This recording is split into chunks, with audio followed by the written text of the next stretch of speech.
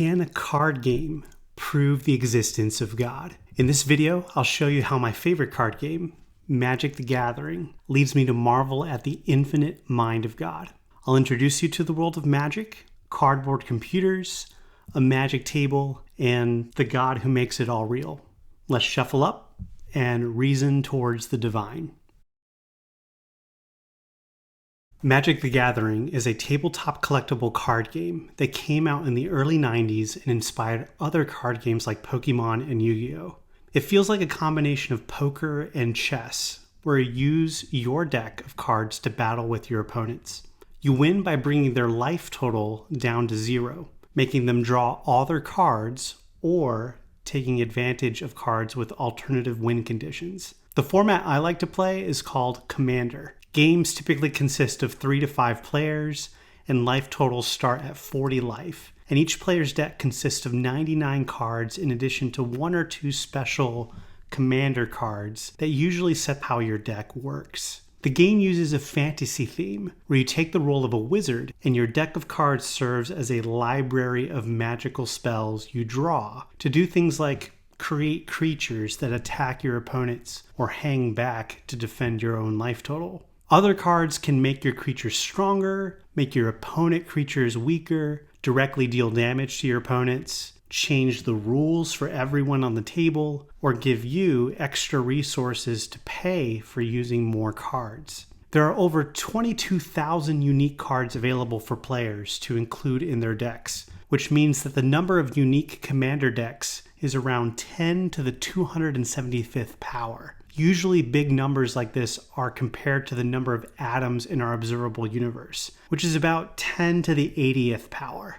If every atom in our observable universe had another observable universe of atoms inside it, and then each atom in those universes had its own observable universe inside it, there still wouldn't be enough atoms to account for the number of unique commander decks that can be made. If you were to randomly create a commander deck, it's pretty much guaranteed that no one else has the same deck. Deck building alone can be a satisfying outlet for personal creative expression. I have a little over 20 custom decks I can pick from whenever I sit down for a game. What makes the game so interesting, challenging, and complex is that while there are fundamental rules and mechanics to the game like turn structure, drawing and using cards, and how to perform combat with your creatures, each card also does what it says it does. Each card has a big square of space where the game designers can add text to describe how it uniquely affects the game.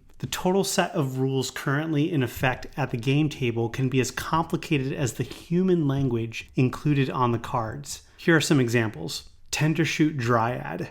This card makes a plant creature called a sapperling on every person's turn and makes them stronger if you have enough stuff on the table. In a 4-player game, this could make you up to 4 new creatures by the time you play your next turn. Bellowing Aegisaur.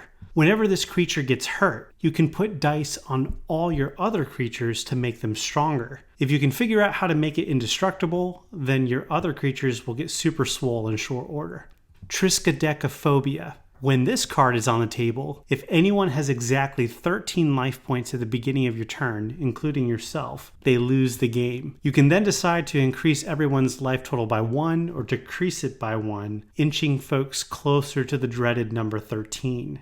The game is still evolving as the company behind it makes new cards for it every year. If you're interested in getting started with the game, just be aware that they are incentivized to get you to buy as many cards as they can. So use financial wisdom and look into the game community's culture around proxying cards for non-commercial and non-competitive play. If you have kids that want to play, then I'd recommend using cards that are appropriate for their level of maturity, since some have artwork with more graphic or scary fantasy themes. Since its inception, 50 million people have had the pleasure of playing the game online or meeting in person with physical cards at the kitchen table. Because of the uniqueness of each deck, the potential complexity of each card, and the personal strategy of each player, every game is a fresh experience. Magic the Gathering is so complex that researchers have figured out that you can build a computer inside the game. When I say computer, I don't mean a screen, keyboard, and silicon. I mean it in the most general sense that you can compute anything by just using the cards, dice, and rules of a normal game of Magic. Back in 1936, Alan Turing, the father of computer science, came up with the most fundamental model of our modern notion of a computer. His Turing machine consists of a few parts. There's a tape of cells on which you can store information using symbols like 0 and 1. The machine has a head positioned over one cell at a time and has the ability to read the current value, overwrite a value to the cell, and move to the left or right to the next cell on the tape. Finally, the machine uses a set of instructions for how it should travel along the tape to read and write values. You can think of the set of instructions as a program and the initial values on the tape to be the input to the program. For example, we can imagine a Turing machine that can add two numbers together. The tape starts off with the values of two numbers, say 2 and 3. The instructions make the machine read off the values from the tape and then replace the values with the number 5. This model of computation is a lot slower than our modern electronic versions, but it has the fundamental ability to compute anything a normal computer can. Computer science researchers figured out how to make a basic Turing machine inside the game of Magic. Using the normal rules and existing cards of the game, you can create a Turing machine tape with creatures representing individual cells. You can use dice on each creature to note how far it is from the machine's head, and the particular kind of each creature represents its symbol on the tape. For example, a squirrel creature might represent a 0, and a bird creature might represent a 1. Once you successfully set up the Turing machine inside the game, you can follow a set of instructions or program using your cards and the rules of the game to manipulate the dice and change the kinds of the creatures on the table to modify the encoded information. To learn more about this, I recommend checking out Kyle Hill's video on the Because Science YouTube channel, where he sets this up in real life and demonstrates a single movement of the Turing machine head in a game of Magic. I'll put the link in this video's description. Since you can make a Turing machine inside of Magic the Gathering, you can theoretically compute anything with the game. However, it's ridiculously impractical. Kyle shares in another of his videos that in order to calculate the simple answer to 2 plus 3, it would take 8.4 trillion years to do so, with a table that is 2.5 kilometers long, 41 million creatures, and about 20 trillion 20-sided die distributed across those creatures. You can calculate anything with Magic, but you're going to be busy for quite a while. Even if it takes trillions of years, at least you know that your program will eventually stop and give you an answer, right? Well, not always. In the same paper where Turing described his machine, he proved that there is no universal way to figure out whether a computer program will eventually stop or keep running forever. This is known in computer science as the halting problem. Since Magic is Turing complete, meaning that you can run a Turing machine with it, there is no universal way to figure out whether a game will eventually end or go on forever. Now, that doesn't mean that you risk spending the rest of your life at the table whenever you play Magic. Part of the game is the ability to scoop your cards and give up. But it does mean that if the table was full of sufficiently stubborn players that were committed to playing out their strategies given the cards on the table, it may be impossible to know whether their game would end within their lifetimes. Not only is it impossible to always compute the destiny of a game, you also can't always compute the best next move you should do to optimize your chances of winning. That's one of the reasons why I personally prefer Magic over a game like chess. Chess is awesome, don't get me wrong, but given enough time and computing power, it's possible to completely solve chess by by listing out the best move in every situation, making a machine that uses that list theoretically unbeatable by humans. Even today, our best AI chess players are practically unbeatable. However, magic is unsolvable, which means that if I play against an AI, there will always be a theoretical chance that I will win. Another way of representing the halting problem is by thinking about a table of program input pairs that notes whether it's true that a pair will eventually halt. In the case of magic, we can think of the input as the combined set of decks that happen to be on the table at the start of the game, and the program as the combined set of strategies each player will use to play the game. We'll call this the magic halting table. For the header of each column, we'll list out every possible combination of cards that could be at the kitchen table. For the header of each row, we'll list out every possible combination of player strategies that could be used during a game. Since there is a finite number of playable cards in the game of Magic, this table has a finite number of columns. However, there is a countably infinite number of player strategies, so the table has an infinite number of rows. For each cell of the table, you consider the cards in that cell's column and the strategies in that cell's row, and give the cell a value of T for true if that game will eventually stop, and F for false if the game would keep on going forever. What Turing proved is that it is logically impossible for a computer to fill out the magic halting table. You can't figure it out. In fact, the universe itself can't figure it out because no computer, even one that is the size of the universe, can compute this table. Now that you have a high-level understanding of what I mean by the magic halting table, we're now ready to dive into the philosophical questions that could lead us to the existence of God.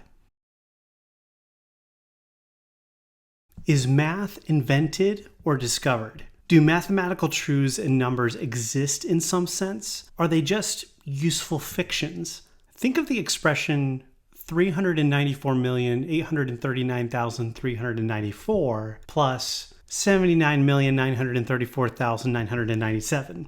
You can put it into a calculator and see that it's 474,774,391. Did humans invent that? Did you invent that? Or did you discover the answer? For those of you that have taken algebra, think of the quadratic formula, which describes the solutions to a quadratic equation. Did we discover the quadratic formula, or did we just make it up? For me, it seems that we discover mathematical truths, that these mathematical structures and statements are necessarily true regardless of who you are or whether you know about them. If we discover math, then it must exist in some sense before it's discovered or known. If you agree that mathematical truths exist in some way, then you are a mathematical realist. If you don't think that math truly exists, then you are a mathematical anti-realist. There are a bunch of smart people that think that math isn't real, so you're not alone if you fall into this camp. You can check out William Lane Craig for an anti-realist perspective, and also for a great overview of the ontology of abstracta in general. Links in the description. But as I take a look at our magic halting table, I see an infinite mathematical object that seems to be filled with hard truths. Each cell in the table represents a possible game of Magic the Gathering with a specific set of cards and player strategies. It is also true that each cell has a value. The game will either eventually stop or go on forever. There is no other possibility. The table also has these particular values even if no one knows about them. If you were to accidentally play one of these games, the outcome of the game would match the outcome in the table. So I lean towards realism, that the magic halting table does exist independently of me in some way. The next question is, in what way does it exist?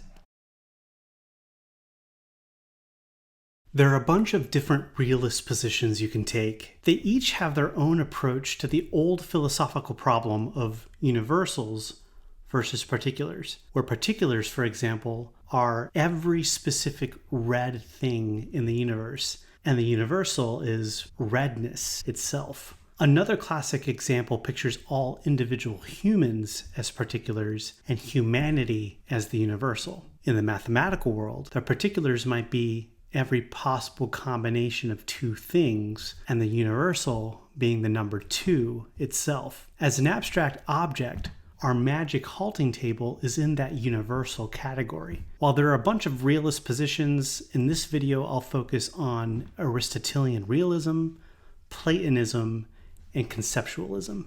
Aristotelian realism says that universals exist within the particulars. We get redness from red things. Redness doesn't exist independently of the physical universe. The problem I have with this position is that it seems that our magic table would exist even if there were no people or things in the universe. So if the particulars went away, it seems wrong that our magic table would go away too. Platonism says that universals exist completely independent of the particulars in some uniquely existential realm of forms. The forms are more real than the particulars, and the particulars draw their own existence from the forms by taking part in one or more of them. Things are red because they take part in the ultimately real form of redness. This position is pretty popular with realists, but it has a problem called the epistemological gap. If the forms exist independently of everything else, then how do we know about them? It's also hard to explain how forms have any causal connection to the particulars. What explains how red things come from the ultimately real form of redness? Conceptualism claims that universals such as mathematical truths are best understood as concrete mental objects or thoughts. Math exists as concepts in a mind. Since we have access to these universals by thinking about them, one might conclude that they are inherently mental things that depend on thinking beings for their existence. You might be thinking, hold on, you said that Aristotelian realism is problematic since it seems that our magic table should exist even if the physical universe went away. You're right. If the magic table necessarily exists, then our own human minds can't be the foundation of its existence. Another limitation is that our minds are finite. How could they fit the infinitely many hard truths of our magic table? And the proof of the halting problem demonstrates that it's actually impossible for our minds to even figure out all of the values themselves. To adequately support the existence of our magic table, we need a mind that has always existed, will always exist, and is capable of conceiving infinite abstract mathematical objects. I'll say that again. If we think that mathematical universals are best understood as thoughts, and these thoughts necessarily exist, then there needs to be a necessarily existent mind capable of thinking about them fully. We now arrive at God.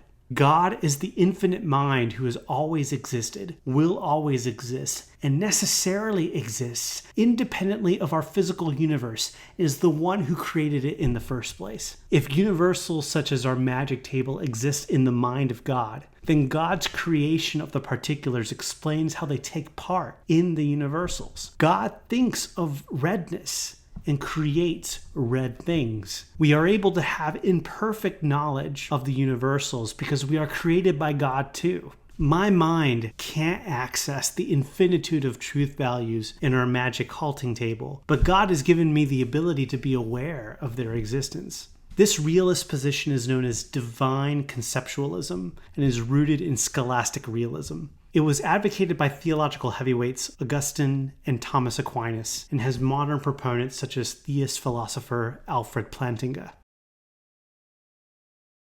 So, whenever I think about the complexity of Magic the Gathering, it reminds me of the idea of divine conceptualism and the existence of God. To recap, Magic the Gathering is a card game complex enough to build a computer within its rules. All computers are limited by the halting problem. The halting problem reveals an infinite set of truths that can't be computed or comprehensively accessed by our physical universe. the magic halting table. If you think that this magic table really exists in some way, then you're a mathematical realist. And if you think divine conceptualism is the correct view of mathematical realism, then you'll believe the magic table exists in the mind of God.